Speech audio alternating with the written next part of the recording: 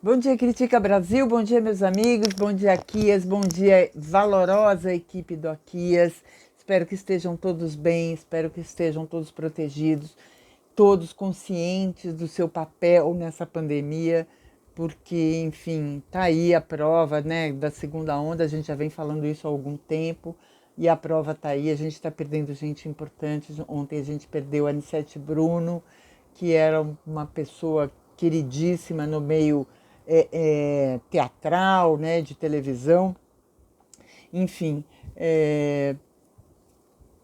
as ruas continuam cheias, as praças, as praias, enfim, as pessoas parecem estar ignorando as fotos no Rio de Janeiro, são assustadoras, né, do domingo, de verão, enfim, é muito assustador ver o quanto as pessoas estão ignorando e desrespeitando, né, quase 200 mil mortes, até por respeito a quem perdeu ou quem está com um ente querido se tratando, acho que as pessoas deveriam se cuidar. Mas o que a gente pode esperar de um povo que é liderado, né, que tem como autoridade máxima uma pessoa que minimiza, né, a eficiência do uso de máscaras, né?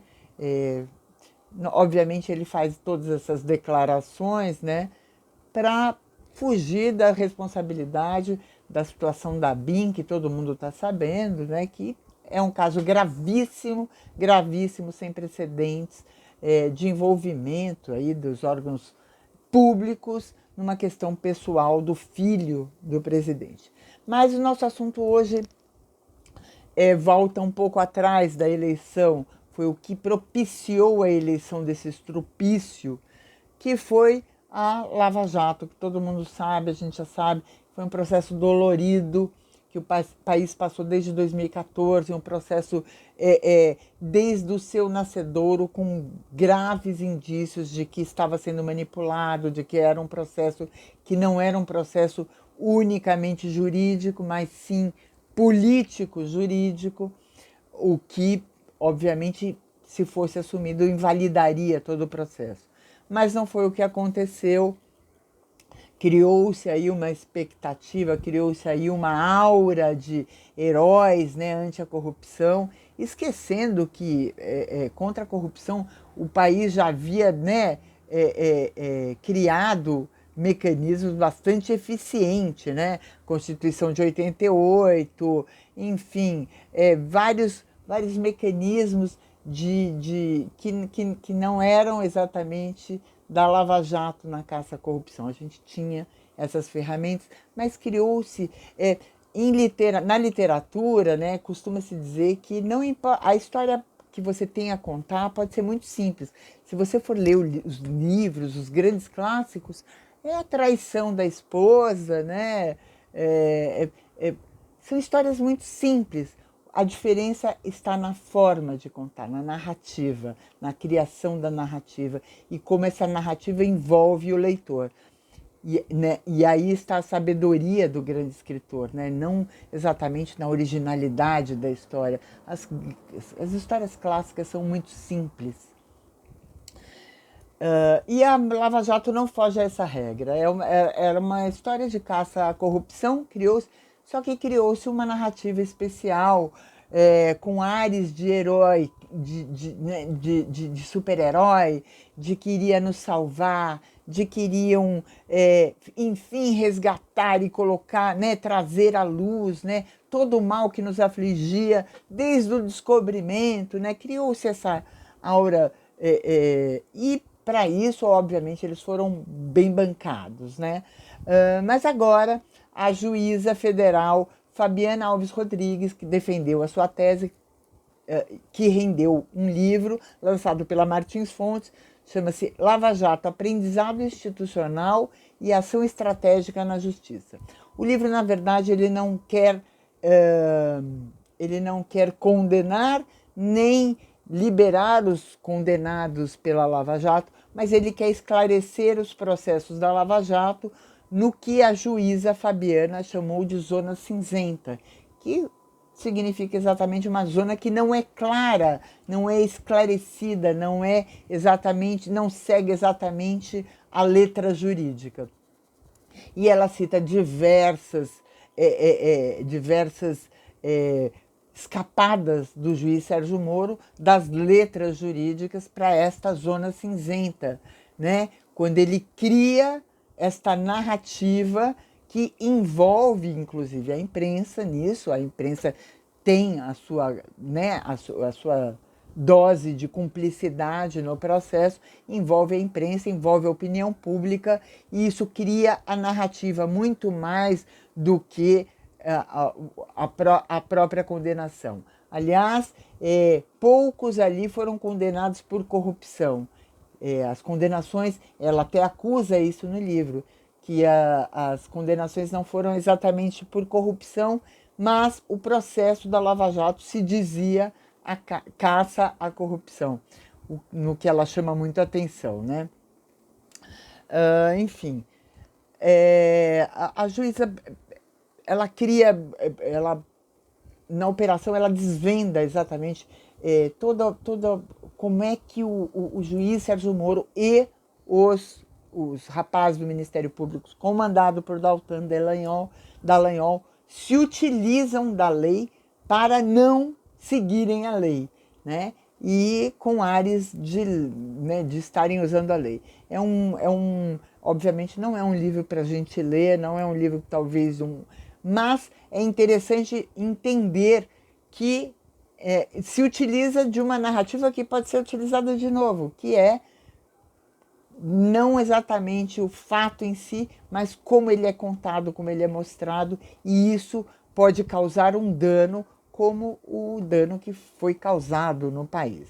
A juíza, né, doutora Fabiana, juíza federal, doutora Fabiana Alves Rodrigues, ela lança luzes, inclusive, aquele PowerPoint infeliz, né, que ela mostra, ela fala assim, todas as setas indicavam Lula, mas nenhuma daquelas acusações tinha respaldo.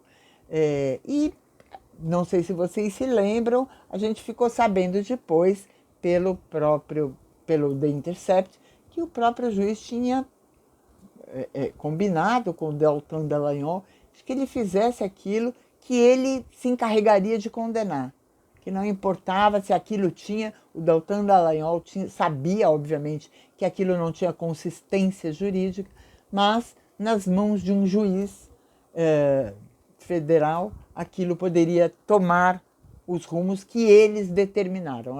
Foi uma ação, conforme a juíza diz no livro, uma ação que já tinha seu fim pré-determinado.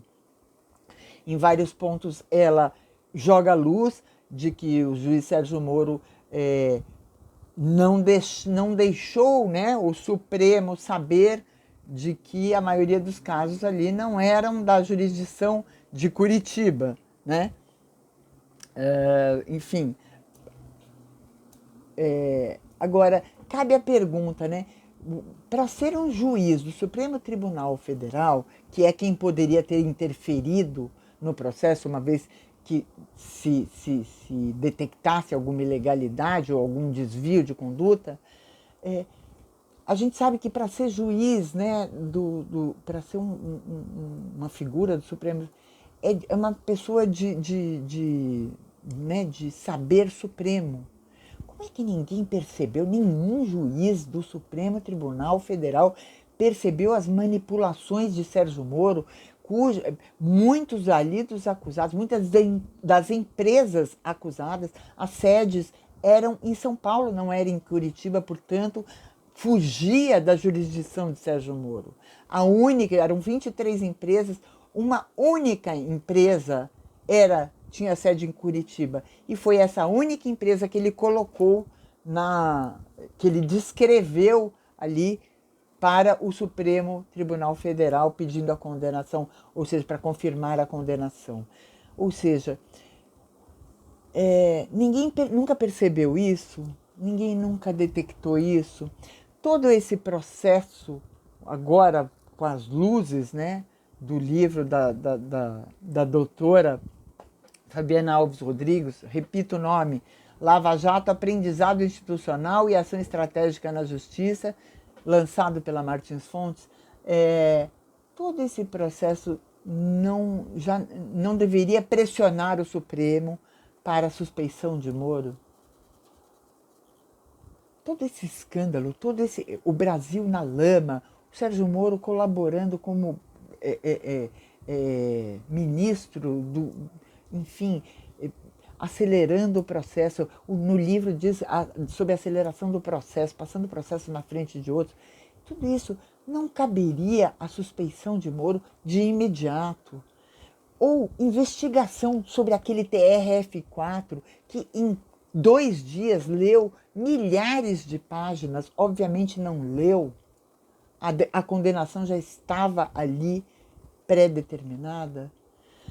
Eu sei que a gente está aqui repetindo uma história que a gente fala, mas é importante que as coisas venham à luz dos fatos, né? E os fatos vão sendo esclarecidos e o país, enquanto isso, é a maior vítima. A maior vítima não foi o presidente Lula, não foi o PT, não foi nem só a esquerda. A maior vítima foi o país que, inafortunadamente, teve que atravessar isso e ainda desembocar num Jair Bolsonaro junto com uma pandemia. É dose para leão, né, gente? É dose para leão. Esse é o Critica Brasil, a verdade doa quem doer. Eu sou a Niobe Cunha, jornalista aqui de São Paulo. Prazer estar aqui com vocês, um prazer aqui estar aqui colaborando, enfim, fazendo uma pequena parte do que eu posso colaborar. Gostaria de pedir a todos mais respeito com essa segunda onda. Muitas pessoas perdendo seus entes queridos, a gente muito ansioso, já estamos exaustos, né, deste isolamento, mas é necessário esse esforço. Vamos nos esforçar de evitar aglomerações, usar máscaras, não vamos cair na conversa deste ser inominável que se diz presidente do país. Vamos nos unir com as pessoas que estão sofrendo, vamos nos unir com os nossos entes queridos, em nome, uns cuidam dos outros, né, gente? É isso que vai fazer da gente uma nação digna, uma nação que merece essa vacina que está chegando, que, se Deus quiser, vai ajudar muita gente. Não deixe de assinar o Critica Brasil, de divulgar, de trazer gente, enfim, de colaborar com a gente. É muito importante para dar maior visibilidade ao canal e convido a todos também a conhecerem meu canal, Jogo de Damas JDD, também no YouTube. Obrigada, boa semana, bom Natal para todos, se a gente não se vê antes.